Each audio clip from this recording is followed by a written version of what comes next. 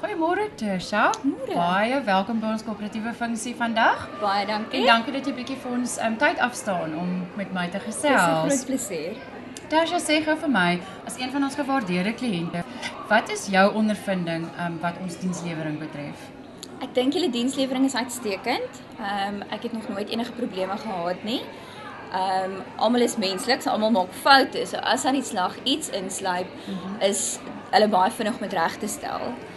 So dit was nog nooit iets kleins wat in iets groots ontaard het nie. En oor die algemeen ja, is ek baie tevrede. Ag, wonderlik. En ons tegnologieprodukte, ons nuwe besprekingsstelsel, is jy tevrede daarmee? Is dit Weet vir jy, jou? ons gebruik nie dit nie. Okay. Ons gewerk nog op ons travel request wat ons invul, afgeteken kry en ons stuur dit deur na die travel agent. Okay. So ja. En die insig wat ons het oor jou maatskappye, ken ons julle reisigers? Ja, is julle- verseker. Ag, Ja, dis nee, wonderlik. baie Hulle goed. behoeftes en As ek nie alles vinnig word- genoeg baie inligting kry nie, vra ek vir julle. So ja, Ag, nee, dis verseker. wonderlik. Baie dankie. En sê vir my, julle maatskappy, hoe lank doen julle al besigheid met Maties? Ons is nou so 2,5 jaar. Okay, Ja. right. So julle ons hoop ons het nog 'n lang verhouding Ja, nee, ek is wat ons seker. saam gaan werk. En dan ons doel is gehalte diens teen bekostigbare pryse.